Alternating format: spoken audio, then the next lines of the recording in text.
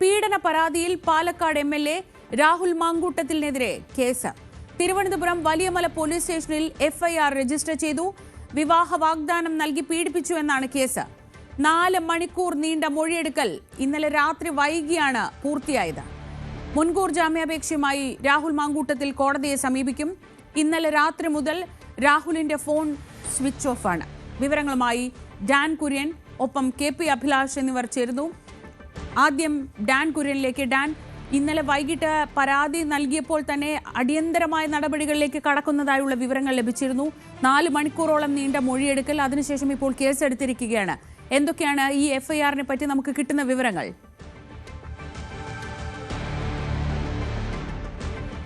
ഇന്നലെ വൈകുന്നേരം 7 മണിയോടെയാണ് തിരുവനന്തപുരം റൂറൽ ജില്ലാ പോലീസ് മേധാവിയുടെ നേതൃത്വത്തിലുള്ള സംഘം ഈ ഇരയായ യുവതിയുടെ വസതിയിലെത്തി അവരുടെ വിശദമായ മൊഴിയെടുത്തത്. അങ്ങനെ 4 മണിക്കൂർ നീണ്ട മൊഴിയെടുക്കലാണ് ഇന്നലെ നടന്നത്. ആ മൊഴിയെടുക്കുന്നതിനിടയിൽ ഈ ഉണ്ടായ സംഭവങ്ങളെക്കുറിച്ചും തന്റെ കൈവശമുള്ള തെളിവുകളെക്കുറിച്ചുമൊക്കെ വ്യക്തമായി തന്നെ അന്വേഷണ ഉദ്യോഗസ്ഥരോട് ഈ യുവതി വെളിപ്പെടുത്തിയിട്ടുണ്ട്. മാത്രമല്ല, ചില തെളിവുകൾ നേരിട്ട് അവർക്ക് കൈമാറിയിട്ടുണ്ട് എന്നാണ് നമുക്ക് ലഭിക്കുന്ന വിവരങ്ങൾ. അതിന്റെ അടിസ്ഥാനത്തിലാണ് എഫ്ഐആർ രജിസ്റ്റർ ചെയ്തിരിക്കുന്നത്. അതിന്റെ അടിസ്ഥാനത്തിൽ ഈ പ്രാഥമികമായ അന്വേഷണം ഇന്ന് തന്നെ ആരംഭിക്കും. കേസ് രജിസ്റ്റർ ചെയ്തുള്ളതിനു ശേഷമുള്ള നടപടിക്രമങ്ങൾ ഇന്ന് തന്നെ ആരംഭിക്കും. അങ്ങനെയാണെങ്കിൽ പ്ലേസ് ഓഫ് ഒക്കറൻസ് ഏത് സ്ഥലത്താണ് ഈ സംഭവം ഉണ്ടായിരിക്കുന്നത് അത് സംബന്ധിച്ചൊരു വ്യക്തത കൈവരേണ്ടതുണ്ട്. അതുകൊണ്ട് തന്നെ ഒരുപക്ഷെ ആ സ്റ്റേഷൻ ലിമിറ്റിലെ SHO ഉൾപ്പെടെയുള്ളവരും ഈ അന്വേഷണ സംഘത്തിൽ ഉൾപ്പെടാനുള്ള സാധ്യതയുണ്ട്. നിലവിൽ ക്രൈംബ്രാഞ്ചിന്റെ പ്രത്യേക അന്വേഷണ സംഘമായിരുന്നു രാഹുലുമായി ബന്ധപ്പെട്ട് ഉയർന്നു വന്ന ആരോപണങ്ങളിൽ അന്വേഷണം നടത്തേണ്ടിയിരുന്നത്. അത്തരത്തിൽ ക്രൈംബ്രാഞ്ച് മേധാവി ADGP H. വെങ്കടേഷിന്റെ മേൽനോട്ടത്തിൽ ഒരു സംഘത്തിന് രൂപം നൽകിയിരുന്നു. പക്ഷേ നേരിട്ടുള്ള ഇരകളുടെ പരാതി ലഭിക്കാതിരുന്ന പശ്ചാത്തലത്തിലാണ് ക്രൈംബ്രാഞ്ച് അന്വേഷണം മുമ്പോട്ട് പോകാതിരുന്നത്. അതേസമയം ഈ ഉയർന്നു വന്ന ആരോപണങ്ങളെ സംബന്ധിച്ച വിശദാംശങ്ങളൊക്കെ നേരത്തെ തന്നെ അവർ ശേഖരിച്ചതുമാണ്. ആ പശ്ചാത്തലത്തിൽ ഈ പ്രത്യേക സംഘത്തിന് തന്നെ ഈ കേസിന്റെ അന്വേഷണ ചുമതല കൈമാറാനുള്ള സാധ്യതയാണ് നിലനിൽക്കുന്നത്. എന്തായാലും ഈ നിലവിൽ ലഭിക്കുന്ന സൂചനകൾ അനുസരിച്ച് ഇങ്ങനെയൊരു നടപടി, ദ്രുതഗതിയിലുള്ള നടപടി പോലീസിന്റെ ഭാഗത്തുനിന്നുണ്ടാകുമെന്ന് മനസ്സിലാക്കിക്കൊണ്ട് തന്നെയാണ് രാഹുലും നിയമ വിദഗ്ധരുമായി കൂടിയാലോചിച്ച് അത്തരം നീക്കങ്ങളിലേക്ക് കടന്നിരിക്കുന്നത്. ഈ 2 തവണയും സമൂഹ മാധ്യമങ്ങളിലൂടെ ഇന്നലെ നടത്തിയ പോസ്റ്റുകളിൽ ഒരു ആത്മവിശ്വാസത്തോടെയാണ് ഈ കേസിനെ നേരിടുന്നത് എന്ന പ്രതീതി ജനിപ്പിക്കുന്ന തരത്തിലായിരുന്നു രാഹുലിന്റെ ഫേസ്ബുക്ക് പോസ്റ്റ്. നമുക്ക് ലഭിക്കുന്ന വിവരങ്ങൾ അനുസരിച്ച് രാഹുലിന്റെ കൈവശമുള്ള ചില തെളിവുകളുണ്ട്. ആ തെളിവുകൾ കൃത്യമായി ഈ യുവതിയെ പ്രതിരോധത്തിലാക്കുന്ന തരത്തിലാണ് എന്ന ആത്മവിശ്വാസത്തിലാണ് രാഹുലും രാഹുലിനെ അനുകൂലിക്കുന്നവരും. അതുകൊണ്ട് തന്നെ ആ ഒരു വിശ്വാസത്തിലാണ് ഇത്തരത്തിൽ സമൂഹ മാധ്യമത്തിൽ ആത്മവിശ്വാസം പ്രകടിപ്പിച്ചുകൊണ്ട് രാഹുൽ പോസ്റ്റ് ഇട്ടതെന്നാണ് രാഹുലിന്റെ ഒപ്പമുള്ളവർ പറയുന്നത്. അങ്ങനെയെങ്കിൽ അത് ഏത് തരത്തിലുള്ള തെളിവുകളാണ്, എന്താണ് അതിലെ വിശദാംശങ്ങൾ, അടക്കമുള്ള കാര്യങ്ങളൊന്നും നമുക്ക് വ്യക്തതയില്ല. അതൊക്കെ നേരിട്ട് കോടതിയിൽ ഹാജരാക്കുമെന്ന് മാത്രമാണ് നൽകുന്ന സൂചന. ഒരുപക്ഷേ ഇന്ന് തന്നെ തുടർ നീക്കങ്ങളിലേക്ക് അന്വേഷണ ഉദ്യോഗസ്ഥർ കടന്നേക്കാം. ആദ്യഘട്ടമായി ഈ യുവതിയുടെ മൊഴി രേഖപ്പെടുത്തുന്ന നടപടിയാണ് പൂർത്തിയായിരിക്കുന്നത്. ഇനി യുവതിയുടെ സുഹൃത്തുക്കൾ, അതോടൊപ്പം ഈ ഗർഭചിത്രത്തിന് പ്രേരിപ്പിച്ചത് രാഹുലാണെങ്കിലും അതിന് വേണ്ട മരുന്ന് എത്തിച്ചു നൽകിയത് രാഹുലിന്റെ മറ്റൊരു സുഹൃത്തായിരുന്നു. ആ സുഹൃത്തിൽ നിന്നടക്കം മൊഴിയെടുക്കും. അവർ കൂടി ഈ കേസിൽ ഒരുപക്ഷെ ഉൾപ്പെട്ടേക്കാവുന്ന ഒരു സാഹചര്യമാണ് നിലവിൽ. അത്തരത്തിലുള്ള സൂചനകളാണ് പുറത്തുവരുന്നത്. 3 വനിതാ മാധ്യമ പ്രവർത്തകരുടെയും, അതായത് യുവതിയുടെ സുഹൃത്തുക്കളായ 3 വനിതാ മാധ്യമ പ്രവർത്തകരുടെ മൊഴിയും കേസുമായി ബന്ധപ്പെട്ട് രേഖപ്പെടുത്തുമെന്നാണ് ലഭിക്കുന്ന വിവരങ്ങൾ. ഡാൻ, രാഹുലിന്റെ നീക്കം എന്താകും എന്നതാണ് അടുത്തതായി അറിയേണ്ടത്. ഇന്നലെ ഈ പരാതി കൊടുത്തു എന്ന വാർത്തയ്ക്ക് പിന്നാലെ രാഹുൽ അബ്സ്കോണ്ടിങ് ആയതാണ്. എവിടെയാണെന്ന് അറിയില്ല, ഫോൺ സ്വിച്ച്ഡ് ഓഫ് ആണ്. അടുത്ത രാഹുലിന്റെ നീക്കം മുൻകൂർ ജാമ്യാപേക്ഷ അതുമായി ഹൈക്കോടതിയിലേക്ക് പോകാനാണ് എന്നൊക്കെ അഭ്യൂഹങ്ങളുണ്ടല്ലോ. നമുക്ക് ഈ കോൺഗ്രസ് ക്യാമ്പിൽ നിന്ന് ലഭിക്കുന്ന വിവരങ്ങൾ എന്തൊക്കെയാണ്?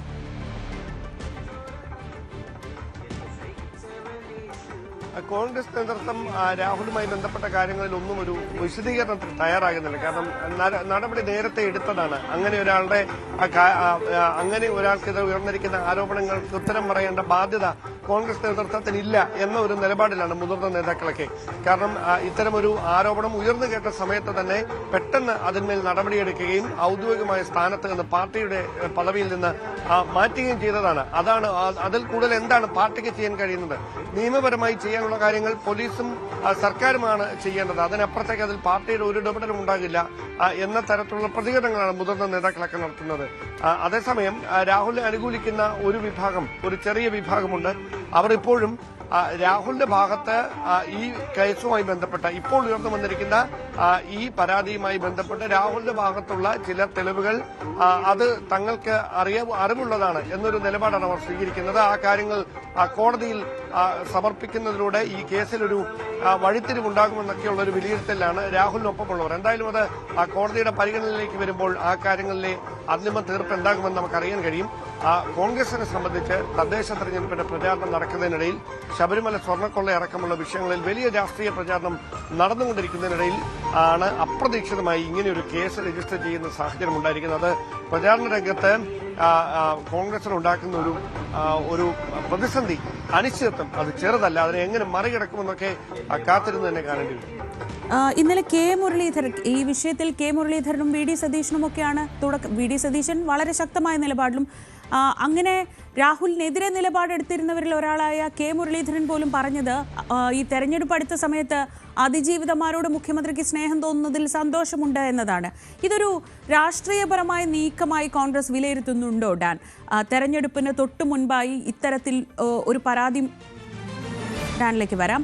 കെ പി അഭിലാഷ് നമ്മളോടൊപ്പം ഉണ്ട്. അഭിലാഷ്, ഇത് തെരഞ്ഞെടുപ്പിന് തൊട്ട് മുൻപാണ്, ഒരുപക്ഷെ തെരഞ്ഞെടുപ്പിന്റെ ഒരു അവസാന ആഴ്ചയിലേക്ക് കടക്കുന്ന സമയത്താണ് ഇത്തരത്തിലൊരു വളരെ ഗൗരവമേറിയ സംഭവ വികാസം കോൺഗ്രസിനെ സംബന്ധിച്ചുണ്ടാവുന്നത്. രാഹുലിനെ മാറ്റി നിർത്തിയ ഒരു സമയമുണ്ട്, നമുക്കറിയാം. രാഹുലിന്റെ കാര്യത്തിൽ നേതാക്കൾ ആരും മിണ്ടാതിരുന്ന സമയമുണ്ട്. അതിനുശേഷം കെ സുധാകരൻ ഉൾപ്പെടെ രാഹുലിന് വേണ്ടി വളരെ ശക്തമായ വാദവുമായി രംഗത്തെത്തുന്നതിന് തൊട്ടു പിന്നാലെയാണ് ഇന്നലെ ഈ യുവതി പരാതിയുമായി മുഖ്യമന്ത്രിയെ സമീപിക്കുന്നത്. ഇതിനെ രാഷ്ട്രീയമായി കാണുന്നുണ്ടോ കോൺഗ്രസ്? പക്ഷേ അതിനും അപ്പുറത്ത് ഒരു പരാതിയുണ്ട്. രാഹുൽ ഇത്രയും കാലം ചോദിച്ചിരുന്ന ആ രണ്ട് കാര്യങ്ങളും വന്നിരിക്കുന്നു.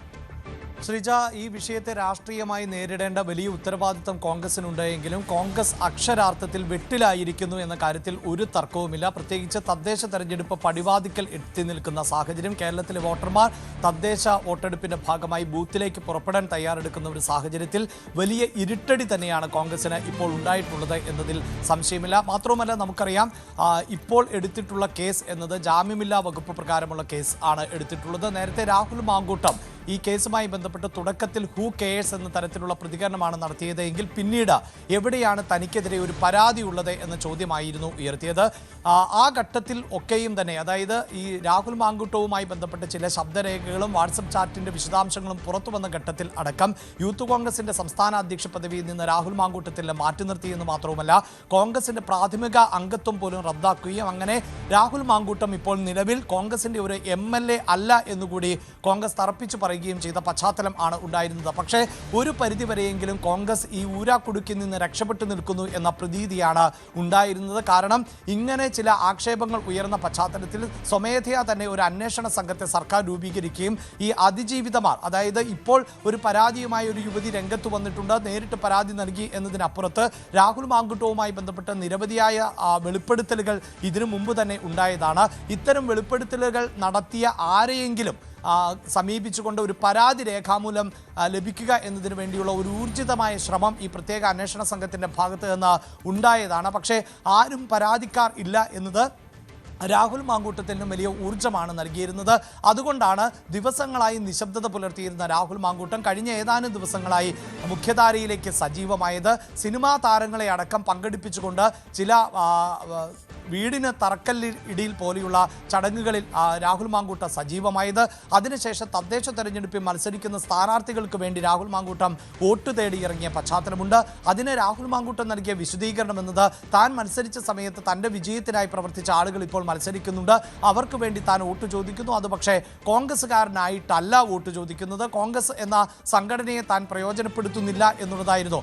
ഒപ്പം രാഹുൽ മാങ്കൂട്ടവും വലിയ ആത്മവിശ്വാസത്തിൽ തന്നെയായിരുന്നു. അതുകൊണ്ട് തന്നെയാണ് തനിക്ക് നടക്കാൻ നടക്കാൻ, അതായത് പാലക്കാട് തന്നെ മണ്ഡലത്തിലൂടെ നടക്കാൻ കാലിന് ശേഷിയുള്ളിടത്തോളം കാലം താൻ ഉറച്ചു നിൽക്കുക തന്നെ ചെയ്യും, ഇവിടെ ഉണ്ടാകും എന്നുകൂടി രാഹുൽ മാങ്കൂട്ടം പറഞ്ഞു വെച്ചത്. ഇങ്ങനെ രാഹുൽ മാങ്കൂട്ടം ഒരു തിരിച്ചുവരവിന് തയ്യാറെടുത്ത സമയത്താണ് കൃത്യമായൊരു പരാതി മുഖ്യമന്ത്രിക്ക് നേരിട്ട് ലഭിച്ചത് എന്നത് എല്ലാ അർത്ഥത്തിലും കോൺഗ്രസിനെ പ്രതിരോധത്തിലാക്കുന്നുണ്ട്. അത് രാഹുൽ ബ്രിഗേഡിനെ പോലും മെട്ടിലാക്കുന്ന ഒരു സാഹചര്യം ആണ് ഉള്ളത്. മാത്രവുമല്ല, കഴിഞ്ഞ ദിവസം KPCCയുടെ മുൻ അധ്യക്ഷനായിട്ടുള്ള സുധാകരന്റെ ഭാഗത്ത് നിന്ന് ഉണ്ടായ പ്രതികരണം എന്നത് രാഹുൽ മാങ്കൂട്ടത്തിന് നേരെ ഉയർന്നിട്ടുള്ളത് കൃത്യമായൊരു ഗൂഢാലോചനയാണ്, താൻ ഇതേക്കുറിച്ച് അന്വേഷിക്കുകയുണ്ടായി, അതിൽ ആ ചെറുപ്പക്കാരൻ നിരപരാധിയാണ് എന്നാണ് തനിക്ക് ബോധ്യമായത് എന്നുള്ളതാണ്. വളരെ മുതിർന്ന ഒരു കോൺഗ്രസ് നേതാവ് മാധ്യമങ്ങളോട് തുറന്ന് ഇത്തരത്തിൽ പ്രതികരണം നടത്തുമ്പോൾ അത് രാഹുലിനെ അനുകൂലിക്കുന്ന മറ്റുള്ളവർക്ക് വലിയ ഊർജം ആയിരുന്നു പകർന്നു നൽകിയത്. മാത്രവുമല്ല, കോൺഗ്രസിൻ്റെ KPCCയുടെ അധ്യക്ഷൻ അടക്കം പിന്നീട് സ്വീകരിച്ചിട്ടുള്ളത്, അതായത് രാഹുൽ മാങ്കൂട്ടത്തിനെ ഇപ്പോൾ പാർട്ടിയിൽ നിന്ന് പുറത്താക്കിയിരിക്കുകയാണല്ലോ, അതുകൊണ്ട് തന്നെ ഈ വിഷയത്തെക്കുറിച്ച് ഇനി കൂടുതൽ ചർച്ചകൾ വേണ്ട എന്ന മട്ടിലുള്ള പ്രതികരണമായിരുന്നു. അവിടെയും ഒരു തരത്തിൽ രാഹുൽ മാങ്കൂട്ടത്തിനോട് വലിയ കൂടുതൽ നടപടികളിലേക്ക് അല്ലെങ്കിൽ കൂടുതൽ വിമർശനങ്ങളിലേക്ക് പോകാൻ പാർട്ടി നേതാക്കൾ ഒരുക്കമല്ല എന്ന തരത്തിലുള്ള ഒരു സന്ദേശം കൂടിയാണ് ലഭിച്ചിരുന്നത്. പക്ഷേ ഇനി ഇപ്പോൾ കോൺഗ്രസിനെ സംബന്ധിച്ചിടത്തോളം പാർട്ടി നേരിടാൻ പോകുന്നത് വലിയ വെല്ലുവിളി തന്നെയാണ്, വലിയ പ്രതിസന്ധിയാണ് പാർട്ടി നേരിടാൻ പോകുന്നത് എന്നത് എടുത്തു പറയേണ്ടതാണ്. കാരണം നമുക്കറിയാം, രാഹുൽ മാങ്കൂട്ടവുമായി ബന്ധപ്പെട്ട് കോൺഗ്രസിനകത്ത് തന്നെ പ്രത്യേകിച്ച് വനിതാ നേതാക്കളുടെ ഭാഗത്ത് നിന്ന് അതിരൂക്ഷമായ വിമർശനങ്ങൾ ഉയരുന്ന പശ്ചാത്തലമുണ്ട്. രാഹുലിനെതിരെ നേരത്തെ ബിന്ദു കൃഷ്ണയും ഉമാ തോമസും ഉൾപ്പെടെ ഉള്ളവർ അതിരൂക്ഷമായ ഭാഷയിൽ ആണ് വിമർശനം ഉന്നയിച്ചത് എങ്കിൽ കഴിഞ്ഞ ദിവസം നമ്മുടെ ടെലിവിഷൻ ചർച്ചയിലടക്കം പങ്കെടുത്തിട്ടുള്ള യൂത്ത് കോൺഗ്രസ് നേതാവ് സജ്ജന വലിയ വിമർശനമാണ് ഉയർത്തിയത്. അതുമാത്രവുമല്ല, AICCക്ക് രാഹുൽ മാങ്കൂട്ടത്തിനെതിരെ സജ്ജന പരാതി നൽകിയ പശ്ചാത്തലം കൂടിയുണ്ട്. അത് ഈ അതിജീവിതമാരിൽ നിന്ന് നേരിട്ട് വിവരങ്ങൾ ശേഖരിച്ച് രാഹുൽ മാങ്കൂട്ടത്തിനെതിരെ നടപടി സ്വീകരിക്കണം എന്നുള്ളതാണ്. സംഘടനാപരമായി അത്തരത്തിൽ AICCക്ക് വലിയ ഉത്തരവാദിത്തമോ അല്ലെങ്കിൽ സാങ്കേതികമായ നിയമ സംവിധാനമോ ഒന്നുമില്ല എങ്കിൽ പോലും സംഘടനാ തലത്തിൽ പ്രവർത്തിക്കുന്ന പാർട്ടിയുടെ ലേബലിൽ മത്സരിച്ച് വിജയിച്ച MLA ആയ ഒരു നേതാവിന് നേരെ യൂത്ത് കോൺഗ്രസിൻ്റെ വളരെ പ്രധാനപ്പെട്ട പദവിയിലിരിക്കുന്ന ഒരു വനിതാ നേതാവ് ഔദ്യോഗികമായി പരാതി നൽകുമ്പോൾ ആ പരാതിയോട് മുഖം തിരിക്കുക എന്നതും കോൺഗ്രസിനെ സംബന്ധിച്ചിടത്തോളം പ്രായോഗികമാകുന്ന ഒന്നല്ല. അതോടൊപ്പം എടുത്തു പറയേണ്ടത്, സജ്ജന ഇത്തരത്തിലൊരു പരാതി നൽകുമ്പോൾ സജ്ജനയ്ക്കെതിരെ മറ്റു വനിതാ നേതാക്കൾ രംഗത്തെത്തുന്ന സാഹചര്യം കൂടി ഉണ്ടാകുന്നു. അതാകട്ടെ നേരിട്ട് ഈ സോഷ്യൽ മീഡിയയിലൂടെ ഓഡിയോയും വീഡിയോയും ഒക്കെയായി ഈ സ്ത്രീകൾ ഉൾപ്പെടെയുള്ളവർ രംഗത്ത് വന്നിട്ടുണ്ട് എന്നതാണ്. അതിൽ തന്നെ മഹിളാ കോൺഗ്രസ് നേതാവായിട്ടുള്ള രഞ്ജിത പുളിക്കൻ കഴിഞ്ഞ ദിവസം ആയിരുന്നു ഇത്തരത്തിൽ സോഷ്യൽ മീഡിയ പ്ലാറ്റ്ഫോമിലൂടെ രാഹുൽ മാങ്കൂട്ടത്തിനെ അനുകൂലിക്കുകയും സജ്ജനയെ അതിരൂക്ഷമായി വിമർശിക്കുകയും ചെയ്തത്. അതായത് സംഘടനയ്ക്ക് അകത്ത് തന്നെ, അത് യൂത്ത് കോൺഗ്രസിലേക്ക് എത്തുമ്പോഴും മഹിളാ കോൺഗ്രസിലേക്ക് എത്തുമ്പോഴും കോൺഗ്രസിൻ്റെ എല്ലാ സംഘടനാ സംവിധാനത്തിനകത്തും ഈ വിഷയവുമായി ബന്ധപ്പെട്ട് രണ്ട് അഭിപ്രായങ്ങൾ ഉയരുന്നു, കടുത്ത ഭിന്നത ഉയരുന്നു എന്നുള്ളതായിരുന്നു. പക്ഷേ അപ്പോഴെല്ലാം ഈ പരാതിയില്ല എന്നത് വലിയൊരു ആശ്വാസമാവുകയും രാഹുലിനെ മാറ്റി നിർത്തി എന്ന തരത്തിൽ ഒരു പരിധി വരെയെങ്കിലും നേതാക്കൾക്ക് ഒഴിഞ്ഞു മാറാൻ സാധിച്ചിരുന്നു. ഇനി അങ്ങനെയല്ല സാഹചര്യം. എന്താണ് ഈ വിഷയത്തിൽ കോൺഗ്രസിൻ്റെ നിലപാട് എന്ന് നേതാക്കൾക്ക് കൃത്യമായി പറയേണ്ടതായി വരും. കാരണം ഇവിടെ ഇതാ ഒരു പരാതി ലഭിച്ചിരിക്കുന്നു. CPMന്റെ സംസ്ഥാന സെക്രട്ടറി ആയിട്ടുള്ള ME ഗോവിന്ദൻ ആവശ്യപ്പെടുന്നത് രാഹുൽ മാങ്കൂട്ടം MLA സ്ഥാനം രാജിവെക്കണം എന്നുള്ളതാണ്. BJP അടക്കം നമുക്കറിയാം, പാലക്കാട് എന്നത് BJP എപ്പോഴും കണ്ണു നട്ടുവെച്ചിട്ടുള്ള ഒരു മണ്ഡലം കൂടിയാണ്. അതുകൊണ്ട് തന്നെ രാഹുലിനെ കൊണ്ട് രാജിവെപ്പിക്കുക, രാഹുലിനെതിരായ പ്രതിഷേധം ശക്തിപ്പെടുത്തുക എന്നത് BJPയുടെയും അജണ്ടയാണ്. ഇന്നലെ തന്നെ DYFIയുടെയും യുവമോർച്ചയുടെയും BJPയുടെയും എല്ലാം നേതൃത്വത്തിൽ MLAയുടെ ഓഫീസിലേക്ക് വലിയ പ്രതിഷേധം നടന്ന പശ്ചാത്തലമുണ്ട്. വരും മണിക്കൂറുകളിലും നമുക്ക് അത് പ്രതീക്ഷിക്കേണ്ടതുണ്ട്. അങ്ങനെ അന്തരീക്ഷത്തിലേക്ക് ഇനിയും രാഹുൽ മാങ്കൂട്ടം എന്ന ചർച്ച സജീവമാകുന്ന ഒരു പശ്ചാത്തലത്തിൽ എന്താണ് പാർട്ടിയുടെ നിലപാട്? അതായത് MLA സ്ഥാനത്ത് രാഹുൽ മാങ്കൂട്ടം തുടരുന്നതിനോട് ധാർമ്മികമായി കോൺഗ്രസ് പിന്തുണയ്ക്കുന്നുണ്ടോ എന്നതാണ് ചോദ്യമായി വരിക.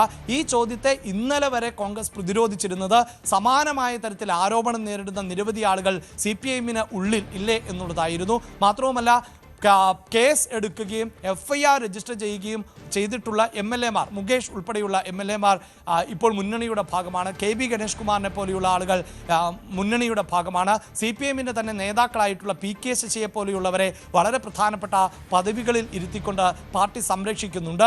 അങ്ങനെ സംരക്ഷണം ഒരുക്കുമ്പോൾ ഒരു പരാതി പോലും നിലവിലില്ലാതെ രാഹുൽ മാങ്കൂട്ടത്തിനെതിരെ ആരോപണം ഉന്നയിക്കാൻ എന്ത് ധാർമ്മികമായ അവകാശമാണ് ഇവർക്കുള്ളത് എന്ന ചോദ്യമായിരുന്നു ഇന്നലെ വരെ കോൺഗ്രസിന്റെ പ്രതിരോധമെങ്കിൽ ഇപ്പോൾ ഇവിടെ ഒരു പരാതി ഉയർന്നു വന്നിരിക്കുന്നു എന്നുള്ളതാണ് കോൺഗ്രസിനെ സംബന്ധിച്ചിടത്തോളം വെട്ടിലാക്കുന്നത്.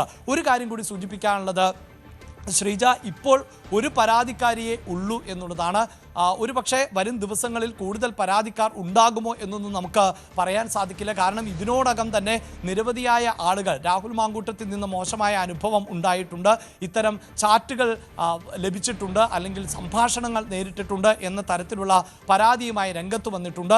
ഒരു പക്ഷേ കൂടുതൽ പരാതികൾ ഉയർന്നു വന്നാൽ അത് കോൺഗ്രസിനെയും രാഹുൽ മാങ്കൂട്ടത്തിനെയും വലിയ തോതിൽ പ്രതിരോധത്തിലാക്കും. ഒരു തരത്തിലും രാഹുൽ മാങ്കൂട്ടത്തിനെ സംരക്ഷിക്കാൻ പറ്റാത്ത അവസ്ഥയിലേക്ക് രാഹുൽ അനുകൂലികൾ പോലും പോകുന്ന സാഹചര്യവും സൃഷ്ടിക്കപ്പെടും. മറുഭാഗത്ത് രാഷ്ട്രീയ പാർട്ടികളെല്ലാം ഇതിനെ വലിയ ആയുധമാക്കി മാറ്റും എന്നതിൽ തർക്കമില്ല.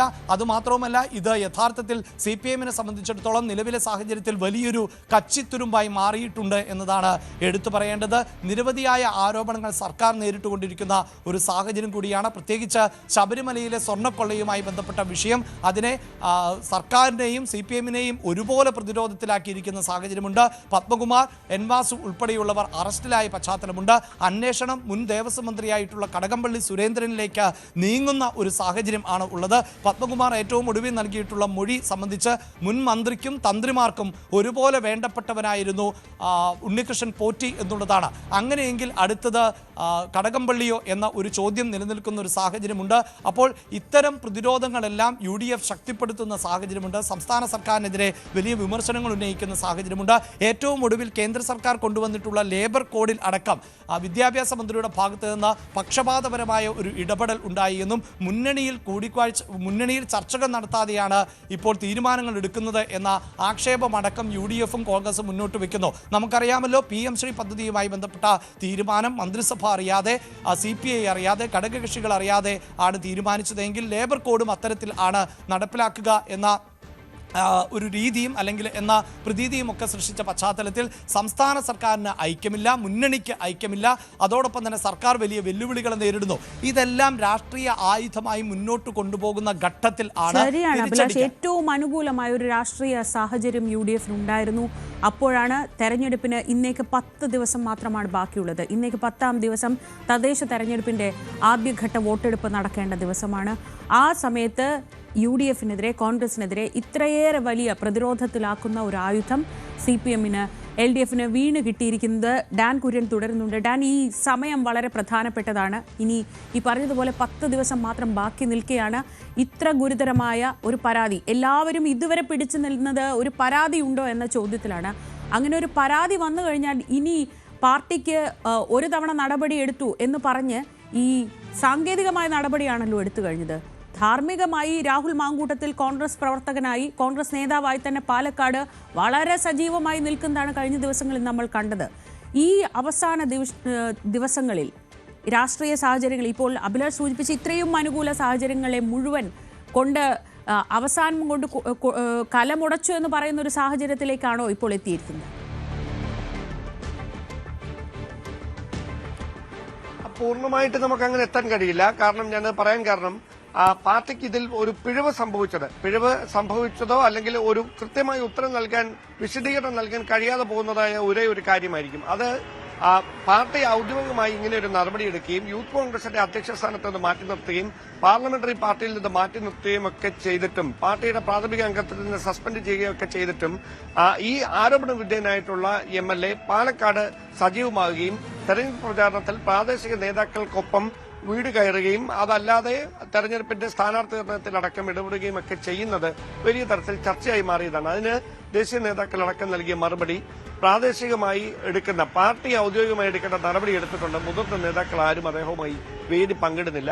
അതിനപ്പുറത്തേക്ക് പ്രാദേശികമായി നേതാക്കളോ സ്ഥാനാർത്ഥികളോ MLA എന്ന നിലയിൽ അദ്ദേഹത്തിന്റെ സാന്നിധ്യം പ്രതീക്ഷിക്കുകയോ അങ്ങനെ സ്ഥാനാർത്ഥിക്കൊപ്പം വരണമെന്ന് ആവശ്യപ്പെടുകയോ ചെയ്താൽ, ജനപ്രതിനിധി എന്നത് പാർട്ടി നൽകിയ സ്ഥാനമല്ല, ജനങ്ങൾ നൽകിയ സ്ഥാനമാണ്.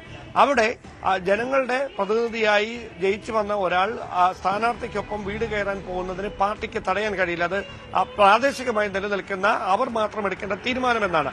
ആ ഒരു കാര്യത്തിൽ മാത്രമാണ് ഔദ്യോഗികമായി പാർട്ടിക്ക് ഇതിന് വിശദീകരണം നൽകേണ്ടത്. കാരണം രാഹുൽ മാങ്കൂട്ടത്തിന്റെ സസ്പെൻഷൻ അങ്ങനെ തന്നെ തുടരുകയാണ്.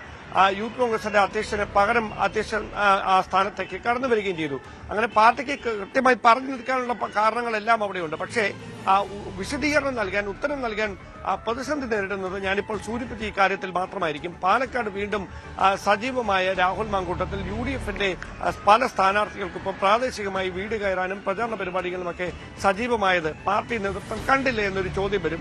ആ ചോദ്യത്തിന് ഉത്തരം നൽകാൻ DCC നേതൃത്വം, പാലക്കാട് DCC നേതൃത്വത്തിന് ഒരു നന്നേ പാടുപെടേണ്ട ഒരു സാഹചര്യമുണ്ട്. അതായിരിക്കും അവിടെ നേരിടാൻ പോകുന്ന പ്രതിസന്ധി. പക്ഷേ പാർട്ടി നേതാക്കൾ, മുതിർന്ന നേതാക്കൾ, KPCC നേതൃത്വം, ഹൈക്കമാൻഡ് നേതൃത്വമൊക്കെ ഈ വിഷയത്തിലെടുക്കുന്ന ഒരു നിലപാട് മാത്രമായിരിക്കും. അത് ഈ ആരോപണം ഒരു പരാതിയായി നിയമ സംവിധാനങ്ങൾക്ക് മുമ്പിൽ എത്തുന്നതിന് മുമ്പ് തന്നെ പരാതിയിൽ ബോധ്യമുണ്ട് എന്ന് മനസ്സിലായതിന്റെ അടിസ്ഥാനത്തിൽ പാർട്ടി കർശനമായ നിലപാട് രാഹുൽ മാങ്കൂട്ടത്തിനെതിരെ എടുത്തതാണ്. അതുകൊണ്ട് ആ പാർട്ടിയെ ഏതെങ്കിലും തരത്തിൽ അത് പ്രതികൂലമായി ബാധിക്കുമെന്നൊരു വിലയിരുത്തലിലേക്ക് നേതൃത്വം മുഴുവൻ എത്തിയിട്ടില്ല. അതേസമയം രാഷ്ട്രീയ പ്രചാരണത്തിന്റെ ദിശ മറുവശത്തേക്ക് മാറും.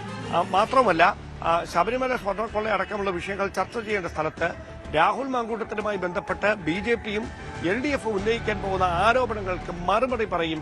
അങ്ങനെ ഈ 10 ദിവസം പ്രചാരണത്തിന്റെ ദിശ ഈ വിഷയത്തിലേക്ക് വഴുതി മാറുന്ന ഒരു സാഹചര്യമായി കാര്യങ്ങൾ മാറും. അതിന് ജനങ്ങളുടെ കോടതിയിൽ അല്ലെങ്കിൽ ഈ ജനവിധി ഏത് തരത്തിൽ ആർക്കൊപ്പം നിൽക്കും എന്നതൊക്കെ നമുക്ക് ഡിസംബർ 13 മാത്രമേ അറിയാൻ കഴിയുള്ളൂ. നിലവിലെ രാഷ്ട്രീയ സാഹചര്യത്തിൽ കോൺഗ്രസിനെ സംബന്ധിച്ച് സാങ്കേതികത്വം പറഞ്ഞ് നടപടിയെടുത്തിട്ടുണ്ടെന്നൊക്കെ പറഞ്ഞ് പിടിച്ചു നിൽക്കാൻ കഴിയുമെങ്കിലും മറ്റ് വിമർശനങ്ങൾ LDFനടക്കം എതിരെ ഉന്നയിച്ചുകൊണ്ട് പ്രചാരണ രംഗത്ത് സജീവമാകാനുള്ള നീക്കത്തിനുള്ള ഒരു തിരിച്ചടിയായി ഇപ്പോഴുണ്ടായിരിക്കുന്ന ഈ രാഹുൽ മാങ്കൂട്ടത്തിനെതിരെ ഉയർന്നു വന്ന പരാതിയും അതിലെടുത്തിരിക്കുന്ന കേസും അതുമായി ബന്ധപ്പെട്ടുണ്ടാകാൻ പോകുന്ന തുടർ നീക്കങ്ങളുമൊക്കെ മാറും.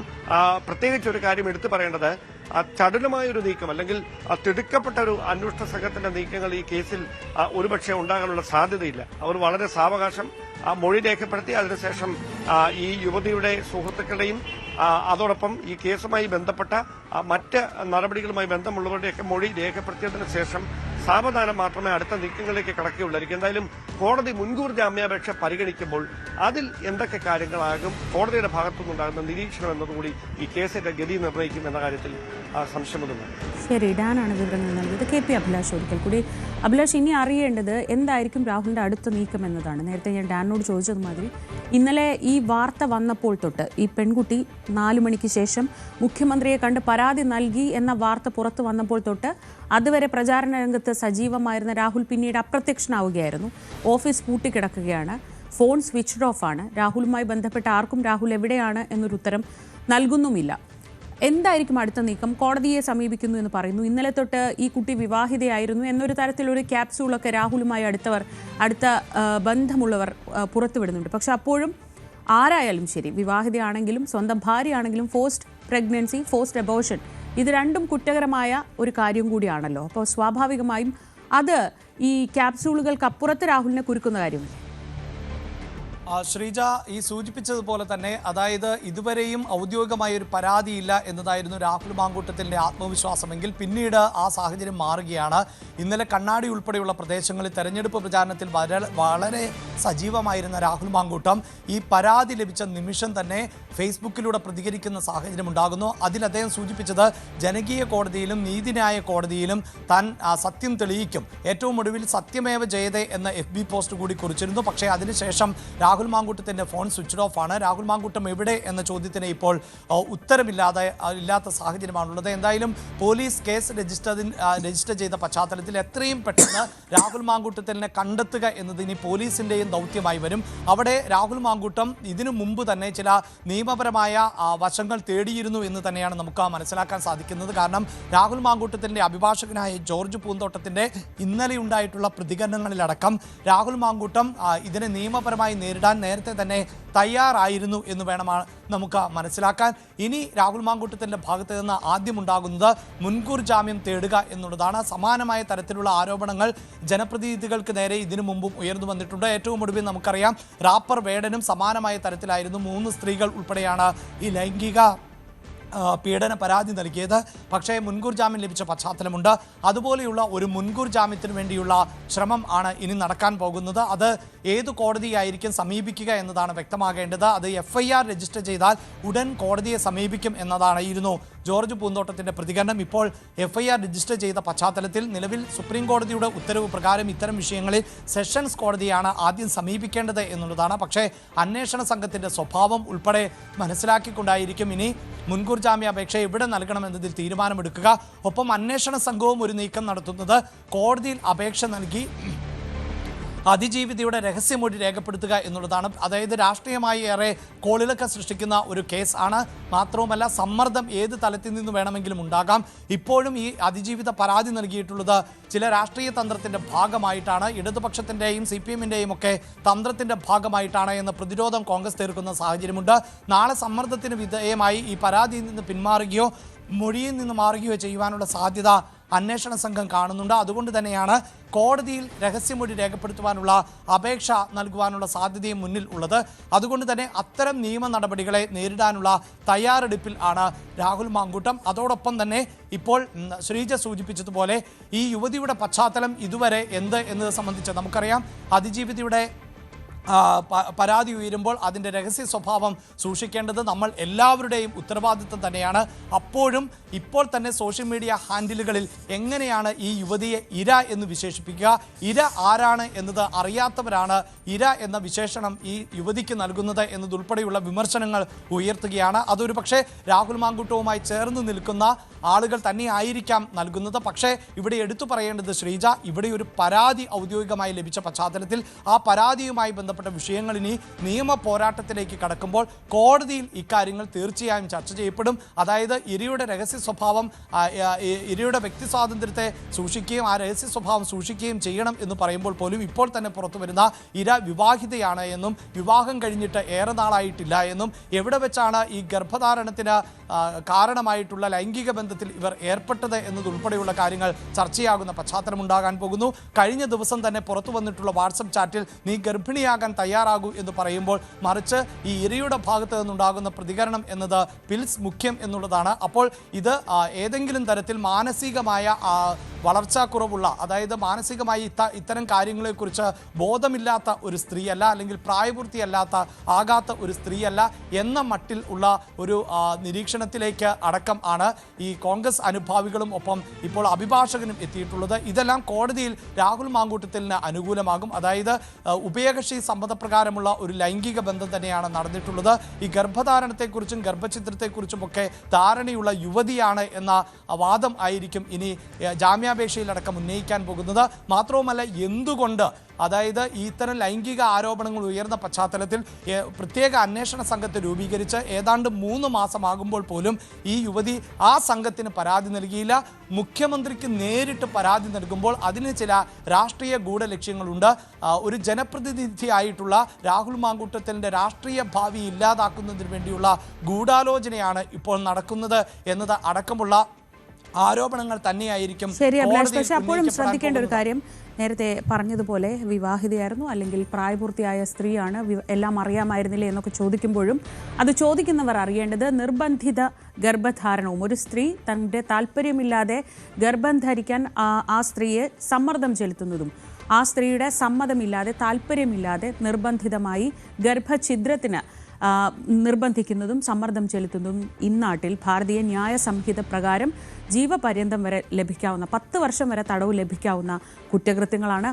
അപ്പോൾ ആ ചാറ്റുകളൊക്കെ, ഇപ്പോൾ പുറത്തു വന്ന ചാറ്റുകളൊക്കെ നിലനിൽക്കുമ്പോൾ അത് മറ്റൊരു തരത്തിൽ തിരിച്ചടിയായി വരാനുള്ള സാധ്യത വളരെ കൂടുതലാണ്. എന്തായാലും അടുത്തത് നിയമപരമായി രാഹുലിൻ്റെ ഭാഗത്തു നിന്ന് എന്ത് നീക്കമാണ് ഉണ്ടാവുന്നത്, രാഹുൽ മാങ്കൂട്ടത്തിൽ നേരിട്ട് ഹൈക്കോടതിയെ സമീപിക്കുമോ, മുൻകൂർ ജാമ്യത്തിനായി തുടങ്ങിയ കാര്യങ്ങളൊക്കെയാണ് ഇനി അറിയേണ്ടത്. ഒരുപക്ഷെ ഈ പകലിൽ തെളിഞ്ഞു വരാൻ പോകുന്ന വാർത്തകൾ അതായിരിക്കും. അന്വേഷണ സംഘത്തിൻ്റെ അടുത്ത നീക്കം, ഒപ്പം രാഹുൽ എന്ത് ചെയ്യാൻ പോകുന്നു.